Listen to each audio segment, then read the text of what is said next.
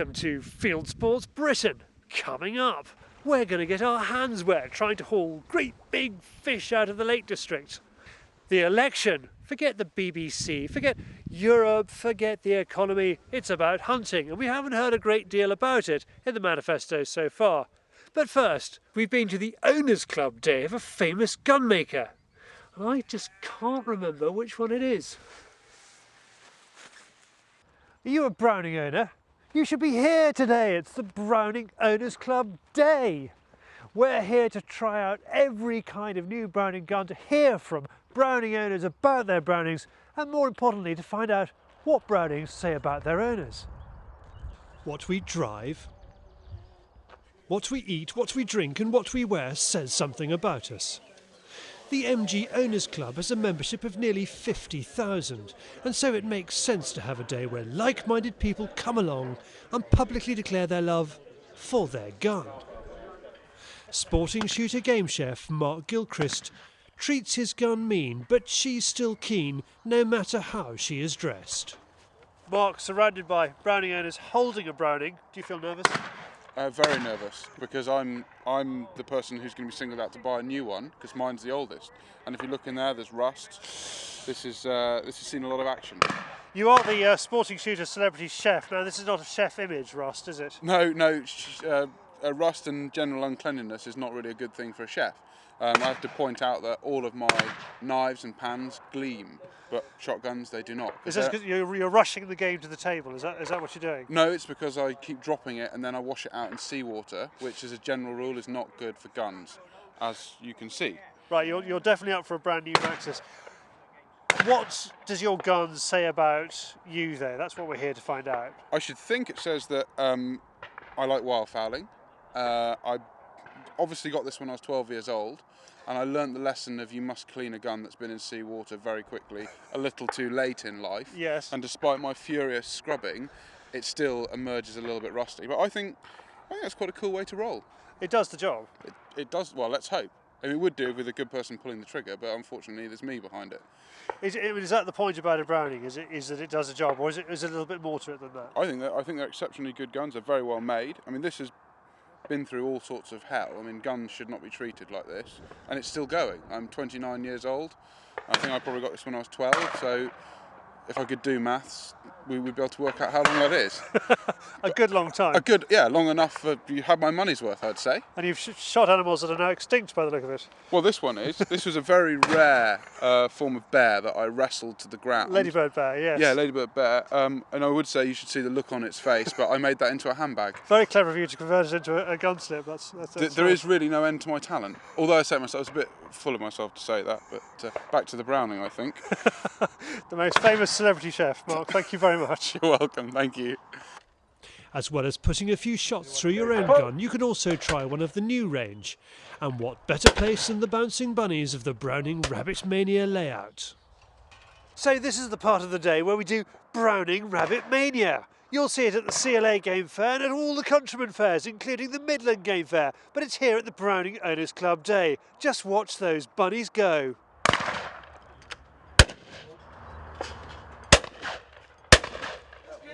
Doug Florent and the Oxford Gun Company are hosting today's event. He's a pretty mean shot and has a couple of guns from the Browning stable that he's particularly pleased with. Being a Browning owner also means you could be a Morocco or a Winchester owner, can't you? No, your special Browning is actually a Morocco, isn't it? Tell me about this gun. Well, this is the first gun I ever bought. It's a Morocco ORE. And I bought it 40 or 41 years ago, and I paid £130 for it new. Doesn't sound that special. It wasn't, it was all I could afford at the time. I started shooting them very much on a budget, and I looked at sort of all the guns that were available, and at the time Morocco seemed to be a very good gun. So I bought it. As I say, I paid £130 for it new. And I always said that when I could blame the gun, I'd sell it and buy another one. And I've still got it, so you can never blame the gun. So you never had to blame the gun. How many cartridges, how many competitions did you shoot with it? I think I've probably shot 2 million cartridges through it. in the 40 years that I've had 2 it. million. Can I have a look? Can I have a look at its barrels? of course What does a gun look like that's had 2 million cartridges? What does it look like? Rusty. No, that's testament to some quite good cleaning, considering what's been through it. Yeah. That's not bad at all. I mean, we use it as a school gun. We've used it for virtually everything. This is also an unusual one. Let's put that one down. Yeah. This is an unusual one, and these are snap caps, so they're not real cartridges. I'm not handing you a loaded gun. Right. Tell me what this, because it's got holes all over it. Yeah, this is a gun that Browning built, and the idea was they machined everything out so you could actually see exactly how the gun works. They've cut into their very smart engraving there, haven't they? They've cut into everything so you can see how the ejectors work. This is how the hammers work, how it recocks itself. It's a brilliant little thing because we get a lot of customers come to us and say, how does this work, how does that work, why? It's something that I acquired. Yes, I see. Because I thought it was nice to have for customers to see how they work. Well, we won't tell Browning where you got it from. Exactly.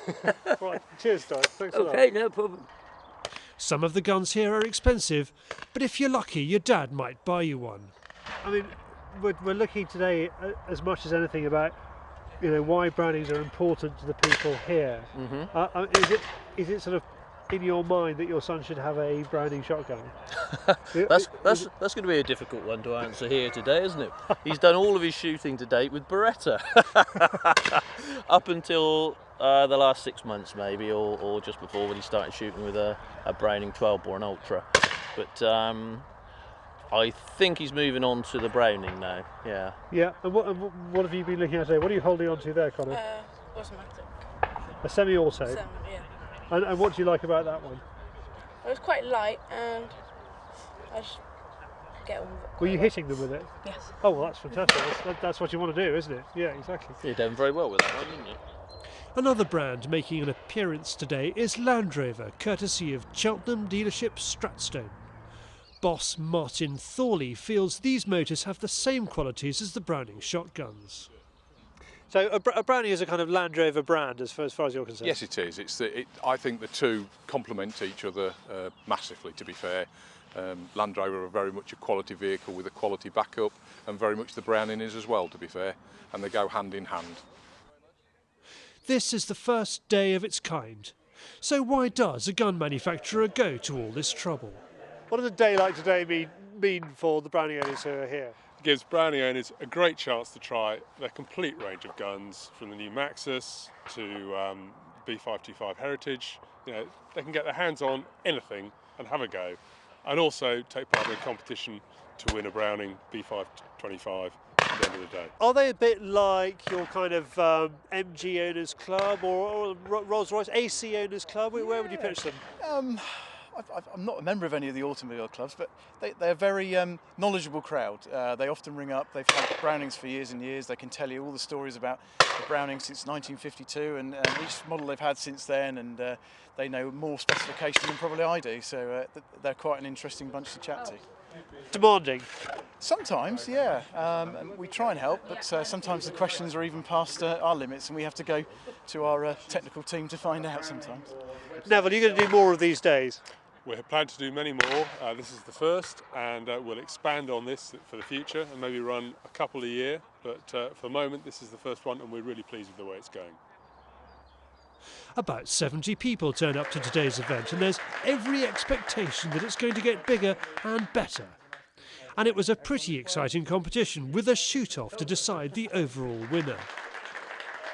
As well as the sport and the friendship, it's also worth showing up on the off chance of being drawn out of the hat and being handed a brand new shotgun.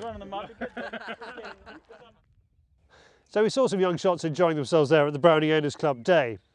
Now here's one young shot who's going to get a good going over from our own London 2012 OlympicTrap hopeful, the awesomely ace Abbey Burton. Hi, I'm here with John today, who's a classic young shot. I'm going to be teaching him some of the basics just to eliminate some of those bad habits.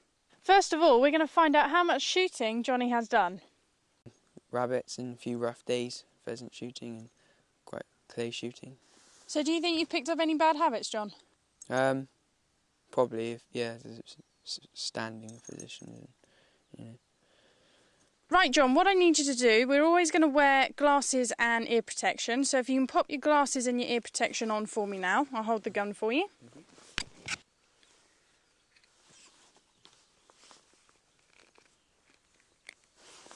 Can you just take up your foot position for me as if you would shoot a oncoming target at roughly 12 o'clock here in front of us? Right. Ideally, your right foot is not the one that wants to go forward, okay? Have you always shot like that? Yeah. Yeah? Okay, well that's one thing we're going to aim to get right first of all. Because your body needs to be balanced when moving with the gun, okay, it is ideal that your left foot is forward to counterbalance that weight with the gun in the shoulder as well. So if you put your left foot forwards instead of your right, that's perfect. Your weight is going to be central but just a little bit on the front foot. Good. Now what I'm going to do is I'm going to just check your gun fit. Okay, I know the gun's empty, all right, your foot position and stance and everything's fine. I just want to check that your head alignment is perfect. Right. So close the gun for me, pop it up into the shoulder. That's it. Now we're going to come a little bit lower. That's it, head forwards. Just make sure that you're looking down the centre. Keep looking away for me. I know the gun's empty, okay? Just stay where you are. I'm going to bring it down just to see. Keep looking away behind me. Okay, at the moment you're up this side of the gun. So what I want you to do is your head actually needs to come back this way. That's better. If you're not in that position, the gun will not shoot where you're looking and pointing. Okay, give your arms a rest. We're going to walk out now, just out in front. So we're out from under this canopy to shoot the target that I require.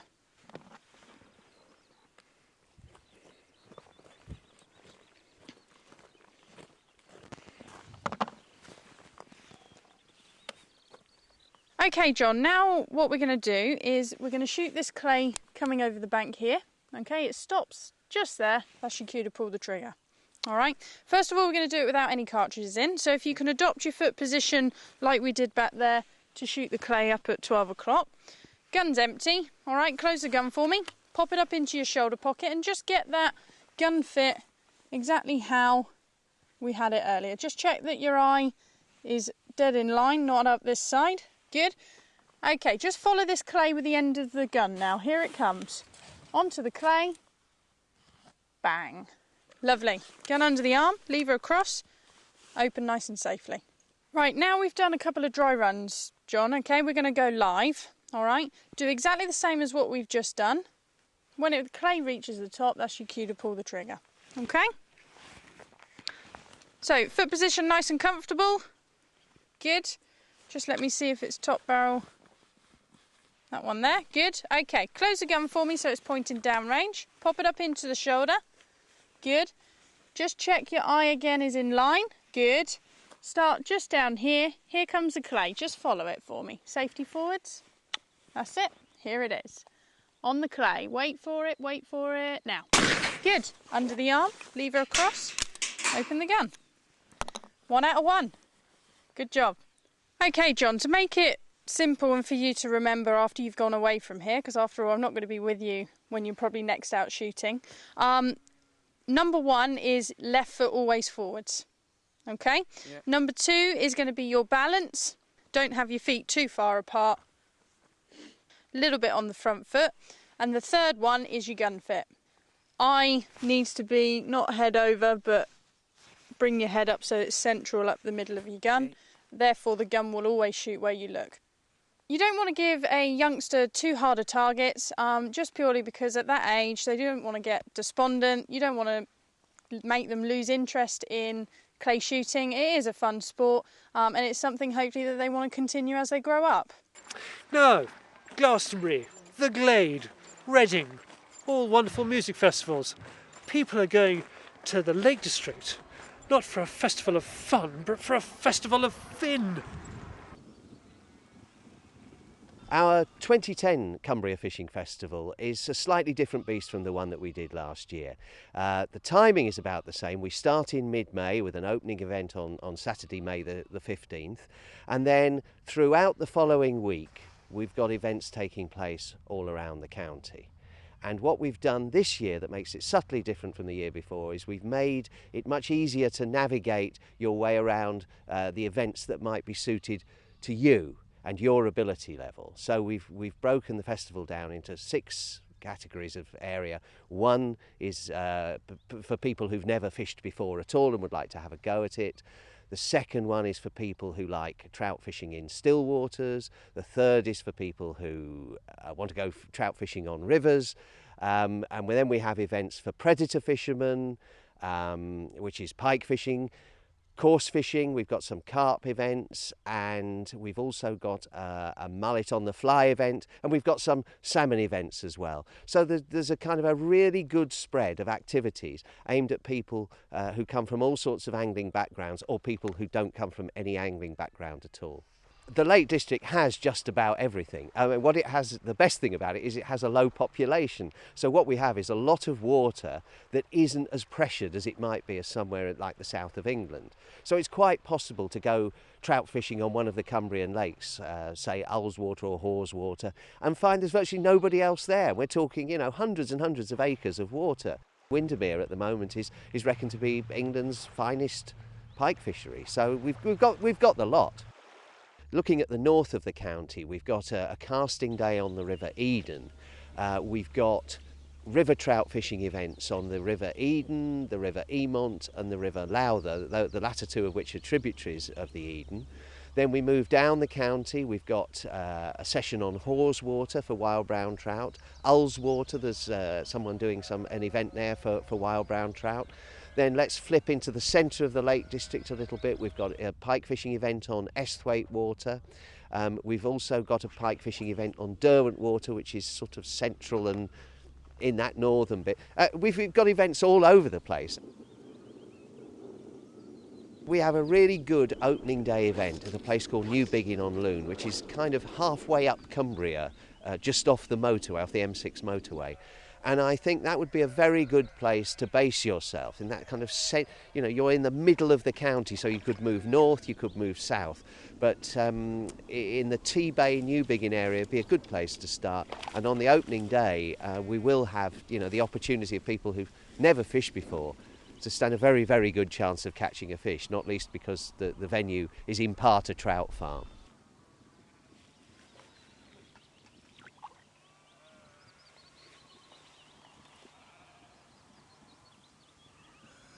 Are you Mondeo man? Are you Worcester woman? Probably not. But you probably are a field sports enthusiast, and I'm off to find out why you are going to be so important to the political parties this election. To see whether your MP gets to keep his or her seat, or whether that happens. So who is going to wake up knowing they are boss of this building on the morning of 7th of May? Naturally, the Countryside Alliance has strong views. Here's its campaigns director, Rob Gray. Well, we've issued a rural manifesto with 5 areas, and obviously one of those areas involves field sports. And there are a number of things that we want to see. One, and probably the most obvious one for the Countryside Alliance, is the repeal of the Hunting Act. That's our first priority. But also there are a number of other priorities. We would also like to see Home Office guidance with regards to enforcing the law on animal rights, intimidation and violence. Also we'd like to see on shooting increased sports funding, the acknowledgement that of game shooting's value to the rural economy, and also we'd like to see no more restrictions on firearms in the UK. Now, some wag once called the Countryside Alliance the provisional wing of the Conservative Party. There's no doubt that the Tories are the only party to offer any hope of a repeal of the hunting ban. Rob, however, is careful not to take sides. We are resolutely apolitical, but the fact of the matter is we have a number of things which are controversial, like the repeal of the Hunting Act, and we need a more sympathetic House of Commons. And it's up to viewers of Fieldsports channel to get out and vote for the best party that they think will protect their interests, and and they can find out how their local MP feels about hunting, shooting, fishing, and make their decision accordingly, or the candidates, sorry. If you want to know what your candidate's views on shooting are, Basque runs a helpful online service at election.basque.org.uk. You can check where the candidates in your constituency stand on shooting. You can email your candidates to establish their position and inform them of your views. It's all to help you cast an informed vote. The Countryside Alliance and any future Conservative government will rightly, obviously, not want to spend any time on this issue at all. You know, it's a fact that the Labour Party spent 700 hours, or Parliament spent 700 hours on this, and they only spent perhaps 7 hours, I think, talking about sending troops to Iraq. So we don't get anywhere near that again. This issue, the Act just doesn't work. It's generally recognised that it doesn't work. You know, it's wasted millions of pounds of taxpayers' money, thousands of hours of police time. It is an absolute waste of time. So any future government will not want to spend a great deal of time on this. We think it can be done quickly, and in an ideal world, it should be done as early as possible. It's noticeable that the political parties are all avoiding talking about rural issues. At the last election, the three main parties each dealt with shooting either in their main manifestos or in rural manifestos. But the countryside is highly political, and there is one organisation that's taking direct action. Formed in 2004 as a consequence of the ban on hunting, Vote OK is democracy in action. Volunteers helping MPs and candidates who support repeal of the Hunting Act and a better deal for the countryside. It encourages people to get involved in local politics and organises volunteers to help candidates who are sympathetic to the views of the countryside. Throughout the election, and especially on polling day itself, Vote OK is working in seats where its volunteer activity is likely to have the most impact, such as marginals, where a pro-hunting candidate is fighting an anti-hunting candidate. If you want to help Vote OK, get in touch via its website, www.vote-ok.co.uk. This has been Fieldsports Britain. We go through the pain barrier to bring you the best of British hunting, shooting and fishing.